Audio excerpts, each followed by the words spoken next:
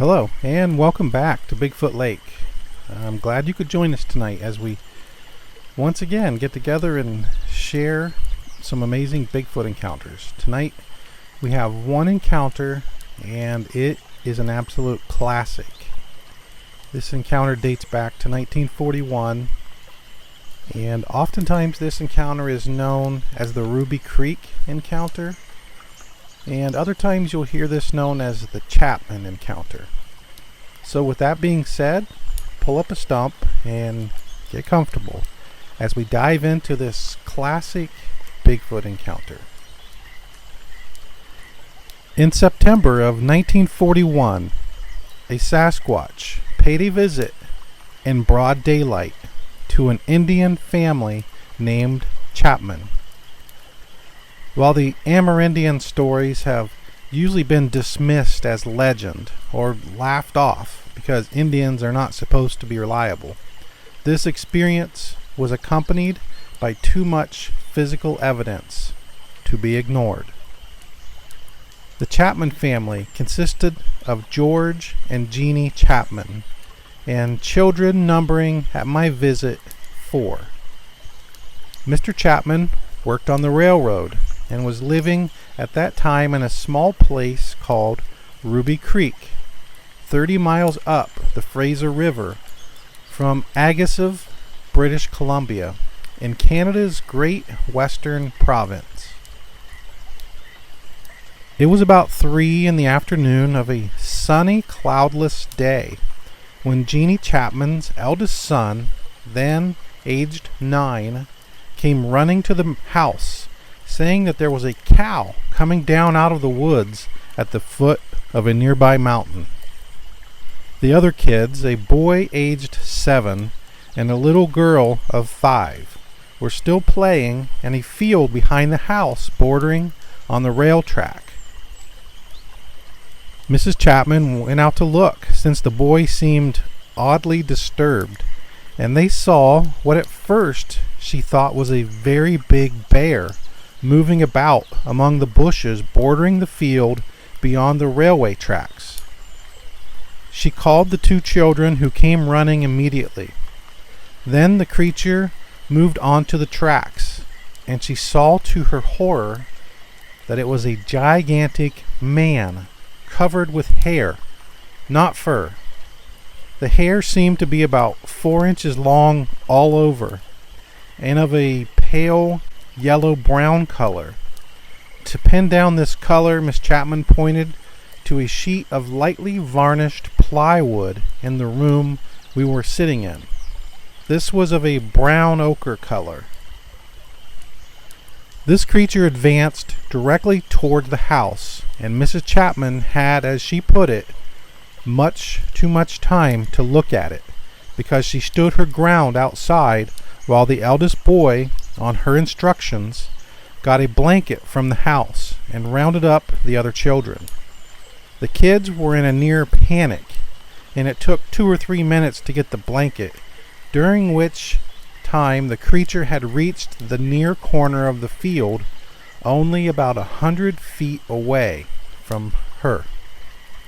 Mrs. Chapman then spread the blanket and, holding it aloft so that the kids could not see the creature or it them, she backed off at the double to the old field and down onto the river beach out of sight, and the kids ran also downstream to the village.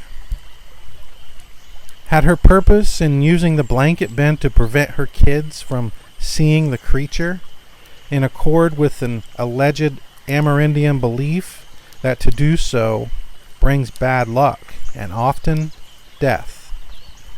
Her reply was both prompt and surprising.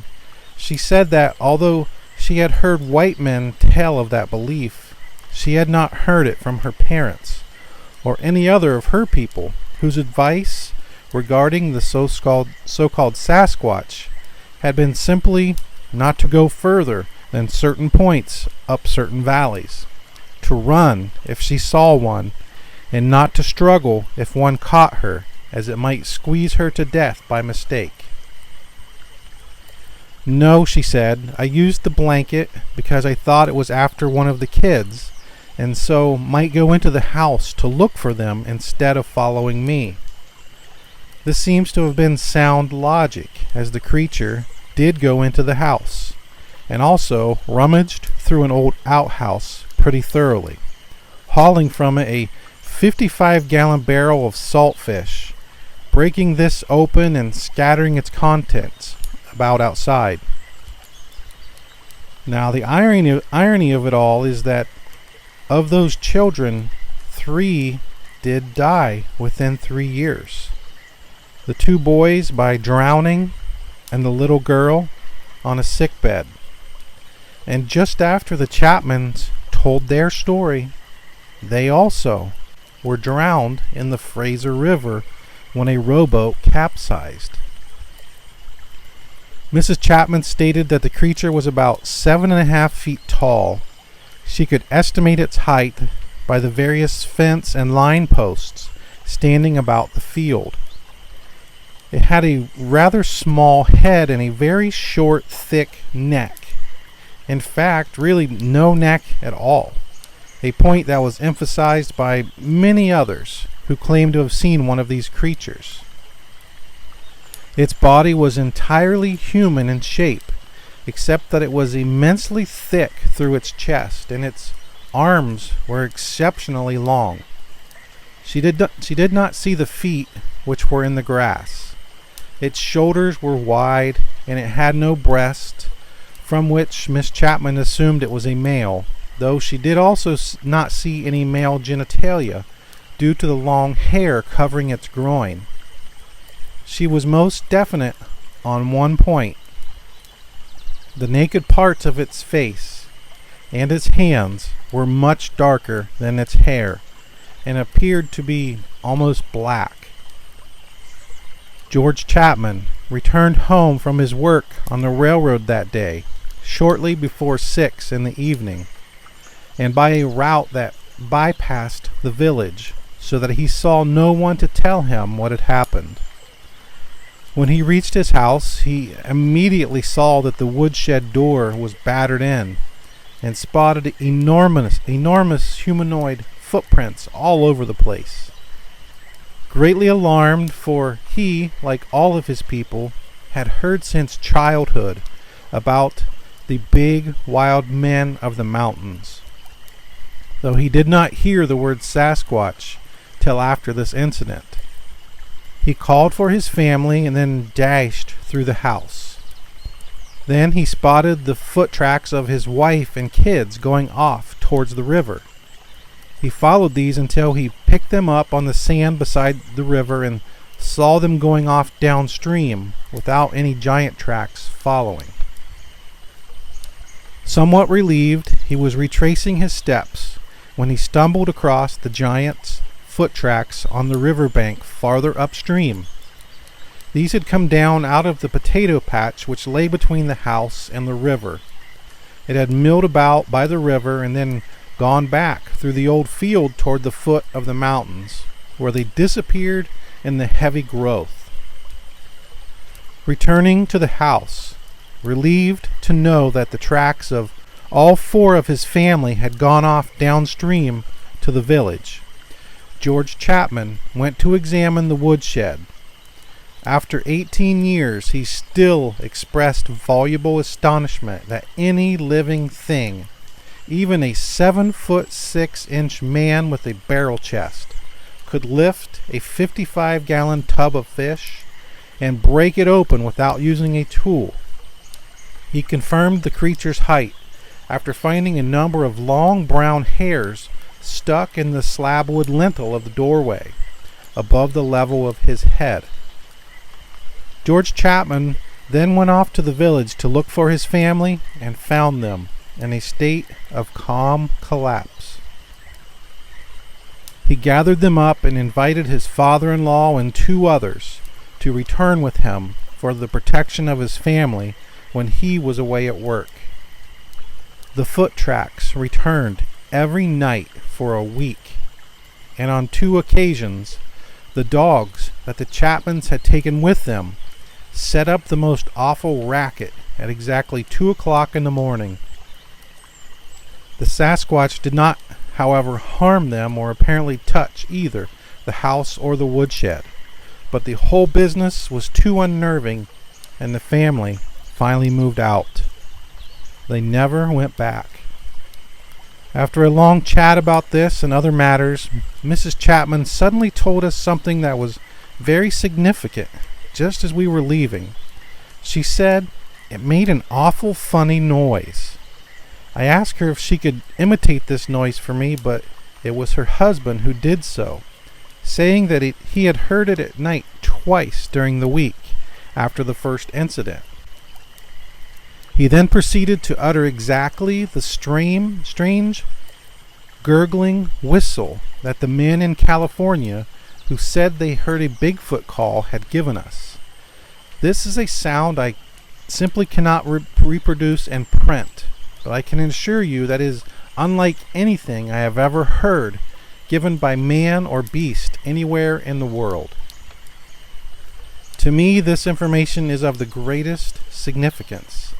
That an Amerindian couple in British Columbia should give out with exactly the same strange noise in connection with a Sasquatch that two highly educated white men did over 600 miles south in connection with California's Bigfoot is simply incredible. If this is all hoax or a publicity stunt or a mass hallucination, as some people have claimed, how does it happen that this noise, which defies description, always sounds the same, no matter who has tried to reproduce it for me? These were probably the last words on the Sasquatch that the Chapmans uttered, and I absolutely refuse to listen to anybody who might say they were lying. Admittedly, honest men are such a rarity as possibly to be non-existent, but I have met a few who could qualify, and I put the Chapmans near the head of the list. So that is the conclusion of tonight's encounter. This is the Ruby Creek encounter, often called the Chapman encounter. So what do you guys think of this one? This is a phenomenal classic Bigfoot encounter in British Columbia. Now, first time I read this, there were questions that jumped out at me, and I wanted to pose some of these questions to you guys and get some thoughts on this. The Mrs. Chapman, she took that blanket to try to hide the children from this Bigfoot. Now, do you or have you ever heard of any type of curse? This refers to a curse, that if someone sees a Sasquatch, that possibly some harm up to and even death could come to that person in the near future. Have you guys ever heard of anything like that, like some type of curse that's associated with this sighting? Perhaps even if your eyes locked with one of these creatures? I think this may have been the first time I've heard of that being brought up. I've read a lot of Native American lore, and I know they have a lot of stories that go along with such things as curses with some of their lore. But have you guys heard this curse associated with Bigfoot and sightings and seeing them eye to eye? In this case, the Chapmans, they seem to have a curse over their family. 2 children, the 2 boys, died by drowning. The little girl died sick. Now, I know it said there were 4 children. I don't know about the status of the 4th child. But after telling their story, even the Chapmans, George and Jeannie Chapman, they also died. They drowned in the Fraser River when a rowboat capsized. That's a lot of coincidence. So I'd really like to get you guys' thoughts on this. Another detail that stood out to me was the pale yellow brown color of this creature's hair. I found that kind of unique. What do you guys think about that? Oftentimes you hear of a darker color, maybe even reddish. So maybe that's not anything too shocking, but it was just something different. So let me know what you guys think of this encounter, this classic from Ruby Creek, British Columbia, the Chapman family encounter.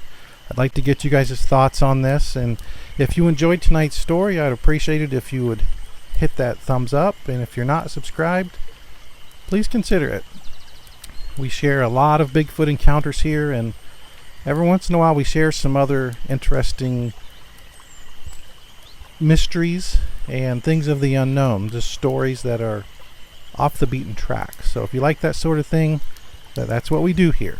So I want to thank you for hanging out with us for a little bit tonight. I hope you enjoyed the story. Hope you all have a great night. And as always, we will see you on the next.